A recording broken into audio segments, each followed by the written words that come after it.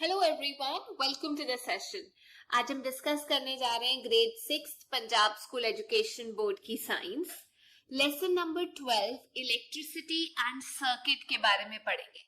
देखिए, हम आम जीवन में देखते हैं, हम बिजली का इस्तेमाल बहुत तरीके से करते हैं। लैंप जलाने में, जो इलेक्ट्रिक लैंप होते हैं ट्यूब लाइट्स के लिए, जो हम म्यूजिक सुनते हैं उसमें भी बिजली का इस्तेमाल होता है, टीवी देखने के लिए, कूलर्स, फैंस, सब जगह हम लोग बिजली का इस्तेमाल करते हैं। तो जो बिजली है वो सबसे ज्यादा यूज होने वाला एक एनर्जी का सोर्स है और सबसे कन्वीनियंट भी है, आसानी से मिल जाता है। हम अपनी जिंदगी नहीं इमेजिन कर सकते बिजली के बिना। तो ये बिजली आती कहां से? ये एक पावर स्टेशन से आती है और अलग अलग घरों तक पहुंचाई जाती है एक तार के जरिए। अगर आपको बिजली नहीं मिलती है रात के टाइम पे तो बिल्कुल डार्कनेस हो जाती है। इस टाइम पे आप लोग टॉर्च का इस्तेमाल करते होंगे, अगर कुछ पढ़ाई करनी है, होमवर्क रह गया तो बिजली नहीं होती है तो टॉर्च का इस्तेमाल होता है। अब ये टॉर्च कैसे लाइट देती है, क्योंकि बिजली तो है ही नहीं है। देखिए, टॉर्च के अंदर इलेक्ट्रिक सेल्स होते हैं, तो जो इलेक्ट्रिसिटी है जो टॉर्च के बल्ब को मिलती है वो इलेक्ट्रिक सेल के द्वारा मिलती है। अब ये जो इलेक्ट्रिक सेल है ये हम हर जगह यूज करते हैं, अलार्म क्लॉक में, रिस्ट पे डालने वाली जो घड़ी है, रेडियोज में, कैमरास में। ये ड्राई सेल होते हैं, घड़ियों में भी इसका इस्तेमाल होता है, इसको हम ड्राई सेल बोलते हैं। आपने देखा होगा, एक सेल को आप देख सकते हैं, एक साइड पे पॉजिटिव टर्मिनल लिखा होता है, एक साइड पे नेगेटिव टर्मिनल लिखा होता है। एक साइड पे आपको दिखाई देगा एक छोटी सी मेटल की कैप होती है, बाहर की साइड को उसका स्ट्रक्चर निकला होता है और एक साइड पे सिंपल डिस्क होती है। पॉजिटिव नेगेटिव टर्मिनल जरूरी है सेल पे लिखा होना। जो डिस्क है वो नेगेटिव टर्मिनल पे होती है, फ्लैट याद रखना नेगेटिव, और जो पॉजिटिव टर्मिनल है वो उठा हुआ होता है।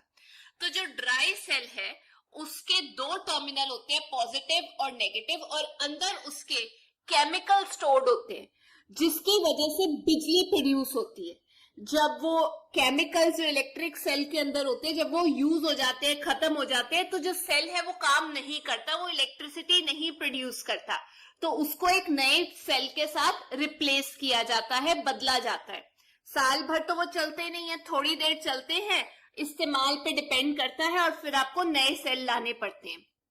तो ऐसा करते हैं, एक बार टॉर्च का स्ट्रक्चर देखते हैं। टॉर्च के अंदर आप देखेंगे कि जो सेल्स हैं वो एक के बाद एक कनेक्टेड है, पर वो कनेक्टेड कैसे, जुड़े कैसे हुए हैं? ऐसे नहीं है कि नेगेटिव टर्मिनल के साथ नेगेटिव टर्मिनल जुड़ा हुआ है, बिल्कुल भी नहीं।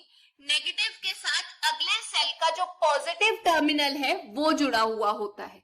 तो ये करेक्ट ऑर्डर होता है। साथ में सेम टर्मिनल नहीं जोड़ते, उल्टे टर्मिनल्स को हम लोग जोड़ते हैं।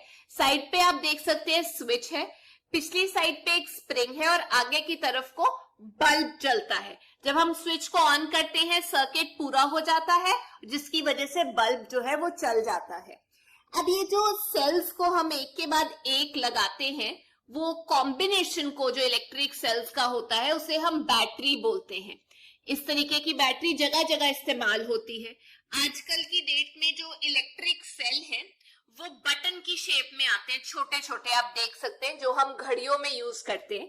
क्योंकि वो बटन के आकार के होते हैं इसलिए उसे बटन सेल्स बोला जाता है। देखिए, इलेक्ट्रिसिटी का इस्तेमाल करना बहुत देख के, सोच समझ के करना चाहिए, क्योंकि कई बार बिजली का झटका भी लग जाता है जिसकी वजह से ना केवल चोट लगती है बल्कि डेथ भी हो जाती है। तो आपको कभी भी बिजली की तारों के साथ, सॉकेट्स के साथ एक्सपेरिमेंट नहीं करना चाहिए। जो छोटा बच्चा होता है उसे भी सॉकेट से दूर रखा जाता है। सॉकेट कौन सी जगह होती है? जहां हम अपना चार्जर लगाते हैं, क्योंकि आमतौर पे उस पर फिर भी बिजली आ रही होती है। अगर आप अपना चार्जर जो है सेल से अलग कर देते हैं या अपने सेल फोन को चार्जर से अलग कर देते हैं और स्विच ऑन रखते हैं, उसमें फिर भी बिजली जा रही होती है, यूज हो रही होती है। तो जब आप चार्ज कर लेते हैं फोन को तो ये जरूरी है कि आप स्विच को ऑफ कर दें।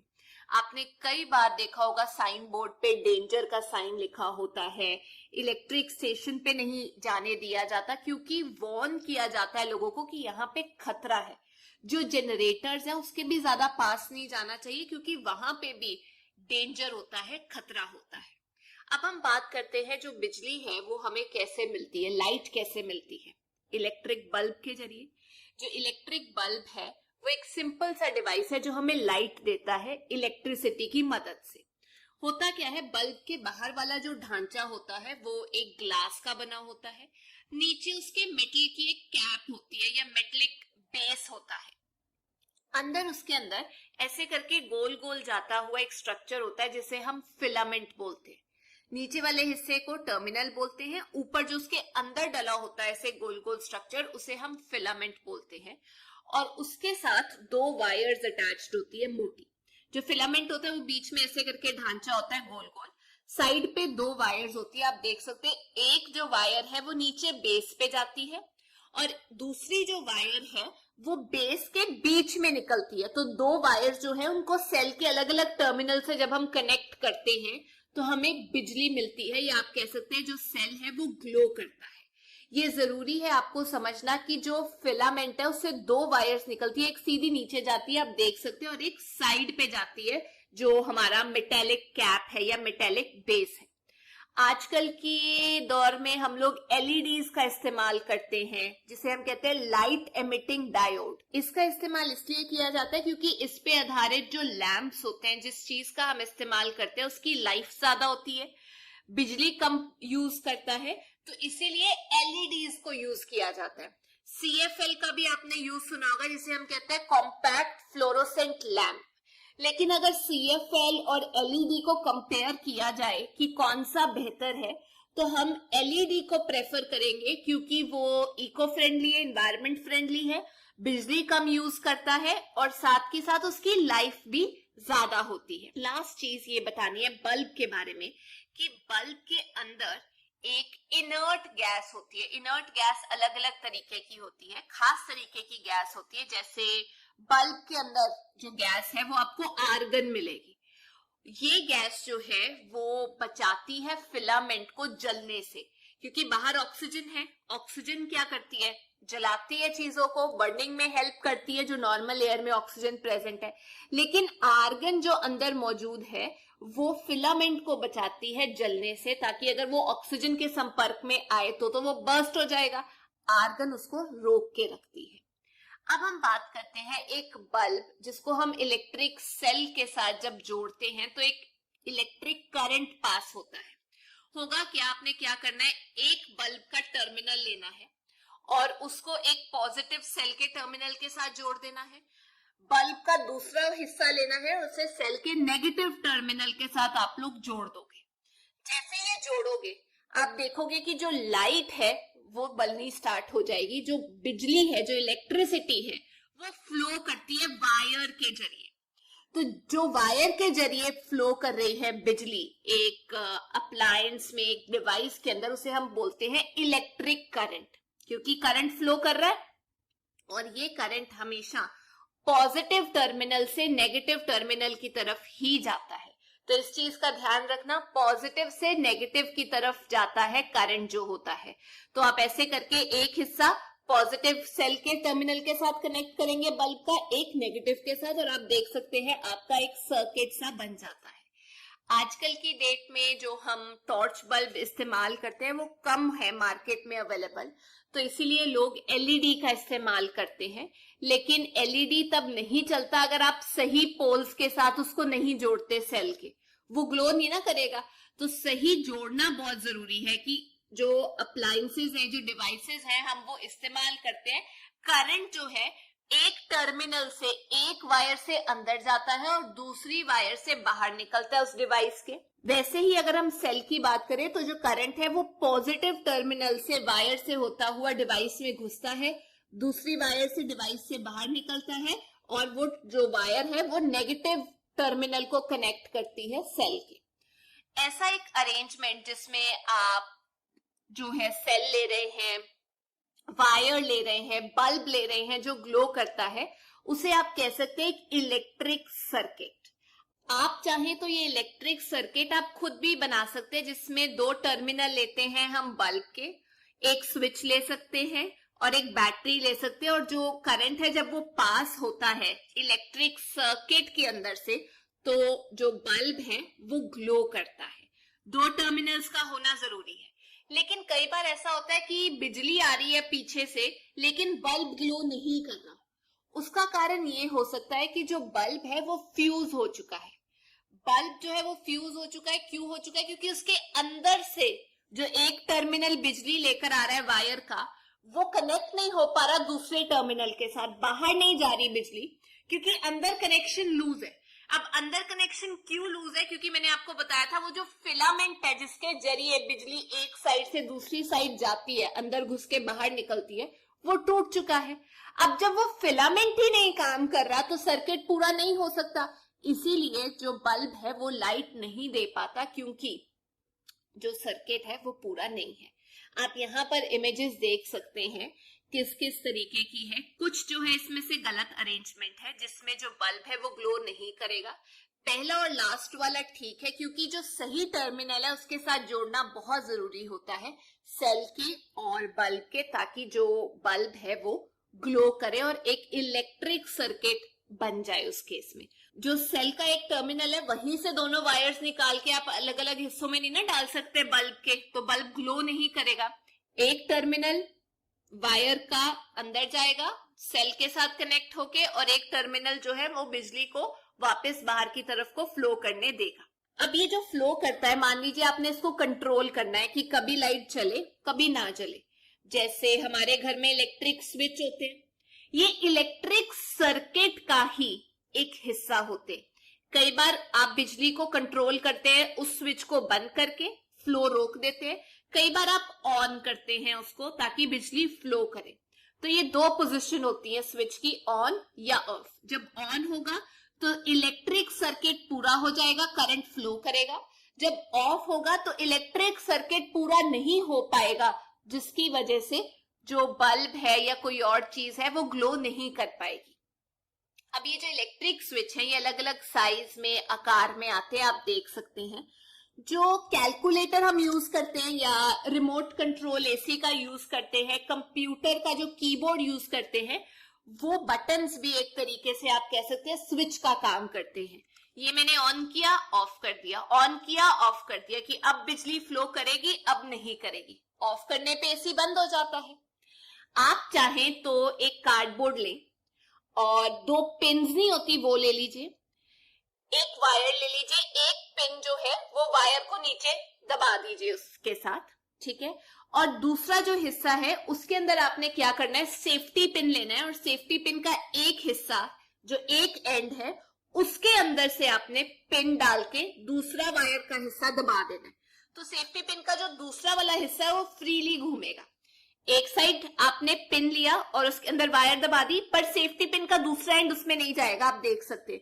दूसरी साइड जो सेफ्टी पिन आपने लिया उसका एक एंड के अंदर से आपने पिन घुसाना है, वायर घुसानी है, आगे आपने बल्ब लगा देना और बैटरी लगा देनी है, एक इलेक्ट्रिक सर्किट बना देना है। आप यहाँ देख सकते हैं।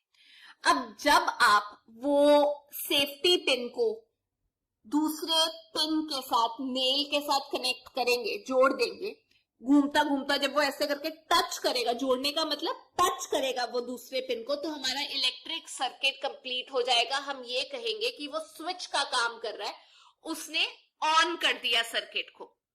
जब आप सेफ्टी पिन को फिर से हटा देंगे, आप देख सकते हैं, तो हमारा जो करंट फ्लो है वो रुक जाएगा, बल्ब जो है वो ग्लो नहीं करेगा। तो हम ये कहेंगे हमारा जो स्विच है, जब हमने पिन को हटा दिया तो वो ऑफ हो गया, क्योंकि बल्ब नहीं ग्लो कर रहा। अच्छा, एक और चीज है जिसे हम कहते हैं इलेक्ट्रिक कंडक्टर एंड इंसुलेटर। अब आपको पता है इलेक्ट्रिक सर्किट के अंदर आप मेटल वायर्स का इस्तेमाल करते हैं, क्योंकि मेटल में से अंदर से करंट पास हो जाता है। मान लीजिए आप कॉटन का थ्रेड इस्तेमाल कर रहे हैं, तो क्या आपको लगता है कि जो बल्ब है वो ग्लो करेगा? नहीं। जिस चीज में से करंट जा सकता है उसकी मदद से ही बल्ब ग्लो करता है। अब कई बार आपने देखा होगा डिटेक्टर या टेस्टर लेकर आते हैं देखने के लिए कि किसी डिवाइस में, चीज में करंट फ्लो हो रहा है या नहीं। आप चाहें तो इसे घर पे बना सकते हैं। दो तारे लीजिए, एक एलईडी बल्ब ले लीजिए, एक सेल ले लीजिए, इन सबको कनेक्ट कर दीजिए जैसे मैंने यहाँ पे किया है। एक ए एंड है, एक बी एंड है, बीच में एक टर्मिनल से वायर जो है वो नेगेटिव एंड पे कनेक्टेड है सेल के, और दूसरे पॉजिटिव के साथ, और फिर बल्ब लगाया हुआ है, और बल्ब से जो बाहर निकल रही है उसको बी टर्मिनल नाम दे दीजिए।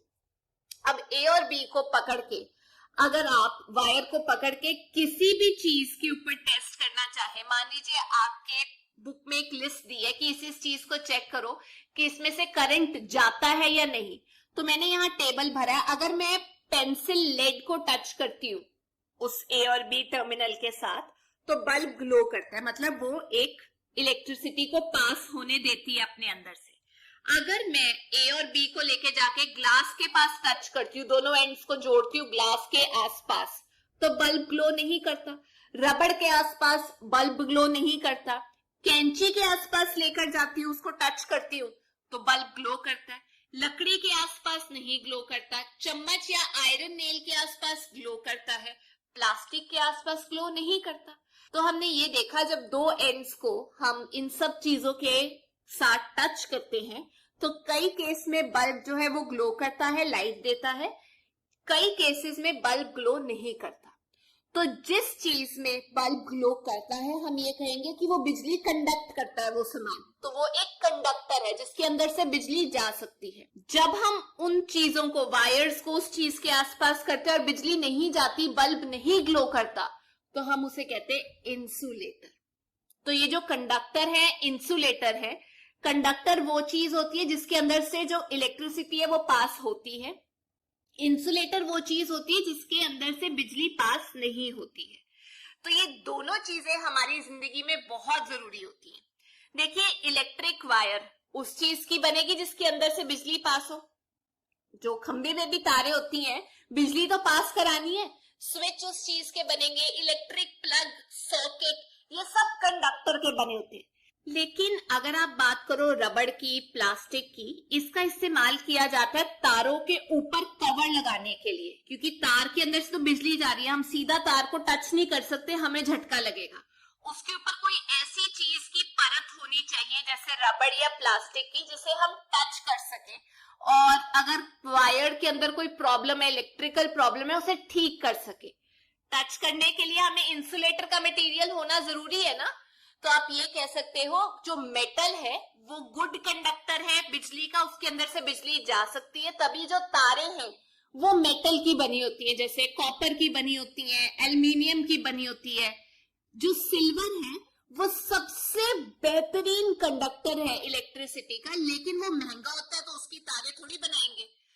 तो इसीलिए जो तारे हैं कॉपर, एल्यूमिनियम की बनी होती हैं। लेकिन वो सामान जैसे रबड़ हो गया, लकड़ी हो गई, प्लास्टिक या बेकेलाइट जिसकी चूड़ियां भी बनती है, वो जो है इंसुलेटर का काम करते हैं। आपने देखा होगा इलेक्ट्रीशियन जो आपके घर बिजली का काम करने आते हैं, वो कई बार रबड़ के ग्लव्स डालते हैं, क्योंकि जब वो रिपेयर करते हैं उनको झटका लग सकता है। हमारा जो शरीर है उसको झटका लग सकता है, वो बिजली को पास होने दे सकता है। इसीलिए जब आप काम कर रहे हो तो रबड़ के ग्लव्स डाल के वो लोग काम करते हैं, जिससे झटका नहीं लगता। अच्छा, जो नॉर्मल एयर है वो एक अच्छा इंसुलेटर है, मतलब वहां से बिजली नहीं पास करती, झटका लगने के कम चांसेस है। लेकिन हमारा जो शरीर है वो एक अच्छा कंडक्टर है बिजली का, इसीलिए बड़ा ध्यान रखना पड़ता है कि बिजली का झटका ना लग जाए। आप किसी नंगी तार को हाथ ना लगा लो, गीले हाथ से किसी चीज को या नंगे पैर से बिजली का काम नहीं करना चाहिए, या कूलर में भी पानी नहीं डालना चाहिए ऐसे, क्योंकि झटका लगने के चांसेस होते हैं। तो ये थी आज की क्लास, पर जाने से पहले मैं आप लोगों से 2 क्वेश्चंस पूछना चाहती हूँ। पहला क्वेश्चन ये, एलईडी और सीएफएल में से बेहतर कौन सा है? और दूसरी चीज ये कि इंसुलेटर और कंडक्टर में क्या फर्क है, और आपको उसका एग्जाम्पल मुझे बताना है। अगर ये आपको समझ आ गया है चैप्टर, तो please make sure you like, share and subscribe. हम फिर मिलेंगे। Till then take care, bye bye.